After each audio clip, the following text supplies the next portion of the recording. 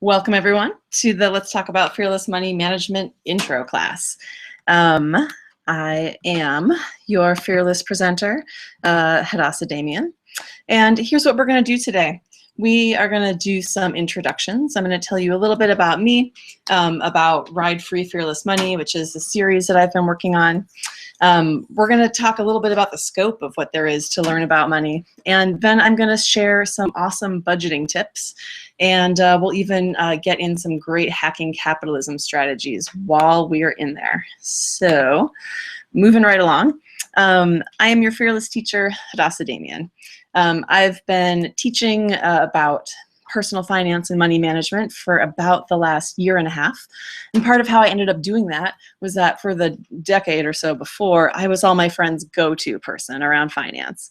How did I end up there? Well, there's a couple different ways. One, I grew up working class. And so for me, it was really, really important that I grew up understanding the value of a dollar, right? How to make a dime do the work of a quarter. So I've got lots and lots of great just lived experience strategies. Additionally, one of my first jobs coming out of high school was working for an investment firm as an administrative assistant. And I watched and learned, friends, because as a working class person, I was very fascinated and horrified, and fascinated and horrified and fascinated with how markets, stocks, and capitalism worked.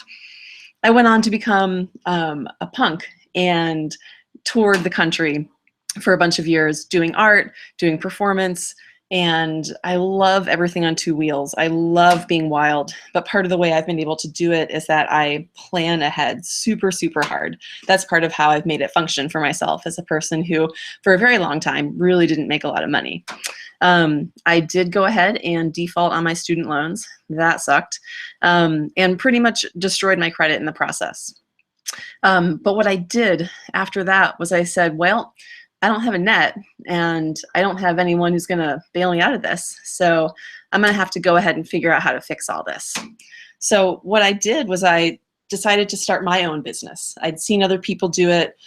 I'd seen family members do it, and I'd worked for small businesses my whole life to that point and seen the possibility of what could be done with those. So I ran a couple different freelancing businesses.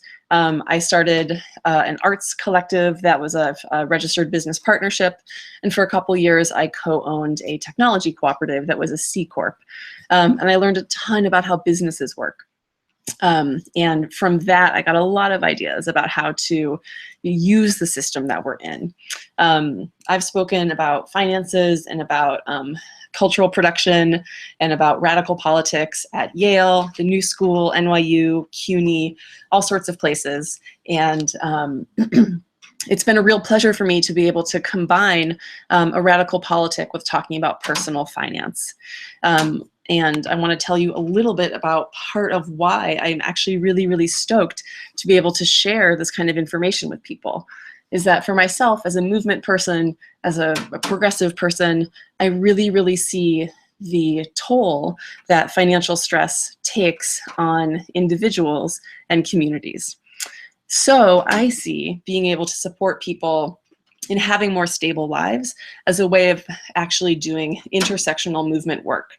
And so that's why a lot of my work is focused on non-corporate compliant type people, folks who experience marginalization.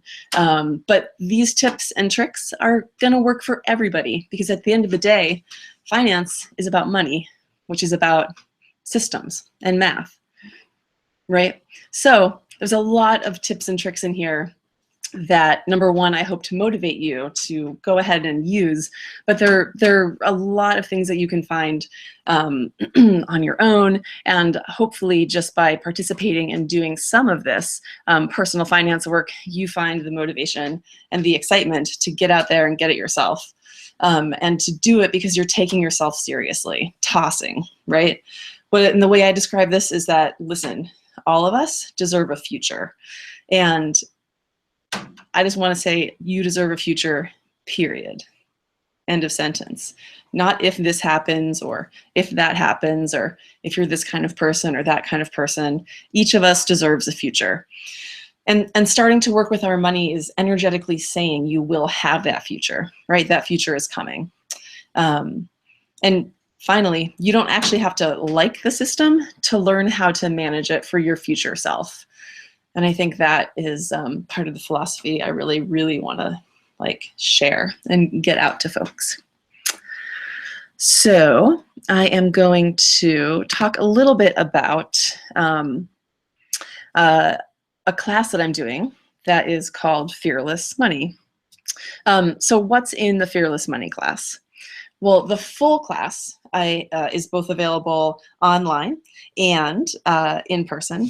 And in it, we talk about tools to work through your history, some of your fears, and to unpack some of the ways you relate to money. We go deep into developing goals that you actually care about, because if you don't care about the things you're supposed to be doing, it's kind of hard to motivate ourselves to do them, right?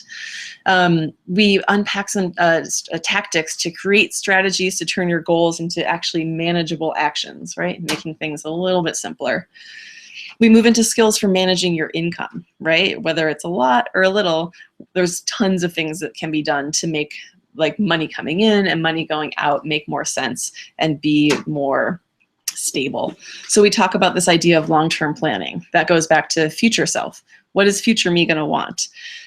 Whether it's a motorcycle or retirement or figuring out how to have kids, or wanting to buy something someday, or wanting to be able to support movements or people that matter to you, right? What is future self going to want to do? We talk a lot about creating savings, right? Tactics for that, and we'll look at that a little bit today. And we talk a lot about budgeting, which we'll also look at part of that section today. We do a fair amount of talking about investing for retirement and otherwise, and what sharing the wealth can look like. And we also talk about dealing with your debts, right? Student loans are a big consideration for a lot of people. So we talk about tactics and strategies to manage those, and consumer debt, credit cards, and otherwise. We also get into some adulting pro tips. So negotiating a salary, getting aware about credit, and being smart about taxes. Taxes.